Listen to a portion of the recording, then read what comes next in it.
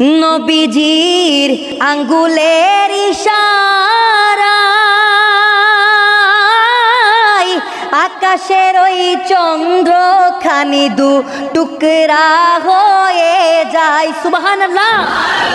সেদিন মক্কার জমিনে পূর্ণিমার রাতে মক্কার কুখ্যাত কাফের আবু জাহেল এবং ওয়ালিদ ইবনে মুগিরা এসে আমার দয়াল নবীর কাছে বলতে লাগলো, ও মুহাম্মদ সাল্লাল্লাহু আলাইহি ওয়াসাল্লাম, ও মুহাম্মদ, তুমি যদি আল্লাহর সত্যিকারের নবী হয়ে থাকো, আল্লাহর সত্যিকারের রাসূল হয়ে থাকো, ওই যে আকাশের মধ্যে পূর্ণিমার চাঁদ দেখা যাচ্ছে, this is the moon you see, divide the moon in the sky, আকাশের মধ্যে যে পূর্ণিমার চাঁদ দেখা যাচ্ছে, এই চাঁদকে পারলে দুই ভাগ করে দেখাও।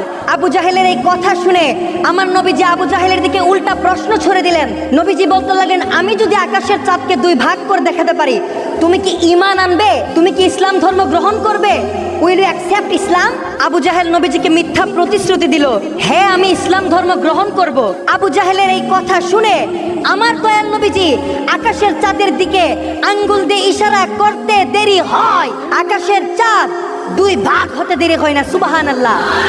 পরে ওয়ালিদ ইবনে মুগিরা আবু জাহেলকে বলতে লাগলো, মুহাম্মদ নিশ্চয় আমাদের উপর সেহের করেছে, জাদু করেছে। আবু জাহেল বলতে লাগলো, নয় নয় নয়, মুহাম্মদ যদি জাদু করে থাকে তার জাদুর এফেক্ট সর্বোচ্চ আমাদের উপরে হবে। তুমি আগামীকালকে সকালে গিয়ে মক্কার আশেপাশের শহরগুলো থেকে খবর নাও। পরের দিন সকালবেলা ওয়ালিদ ইবনে মুগিরা যখন মক্কার আশেপাশের শহরগুলো থেকে খবর নিতে গেল, মানুষকে জিজ্ঞেস করলো, গতকালকে রাত্রে যে আকাশের চাঁদ দুই ভাগ হয়ে গিয়েছিল, সেই দৃশ্য কি তোমরা দেখেছো? মক্কার আশেপাশের শহরের মানুষগুলো বলতে লাগলো, হ্যাঁ আমরাও দেখেছি, গতকালকে রাত্রে হঠাৎ করে আকাশের চাঁদ দুই ভাগ হয়ে গিয়েছিল। সুবহানাল্লাহ।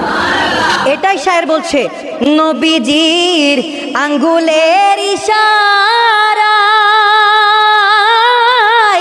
আকাশের ওই চন্দ্রখানি দু টুকরা হয়ে যায়, সূর্য আবার উদিত হয়, সূর্য আবার উদিত হয় হাতের ইশারায়।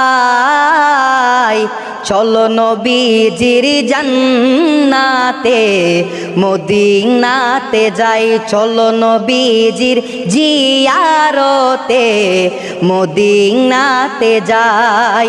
নবীজির গোলামে মৌলাজির গোলামে কোনো চিন্তা নাই, চলো নবীজির জান্নাতে মদিনাতে যাই, চলো নবীজির জান্নাতে মদিনাতে যাই।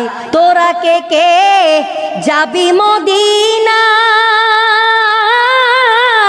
মদিনাতে কান্দেনি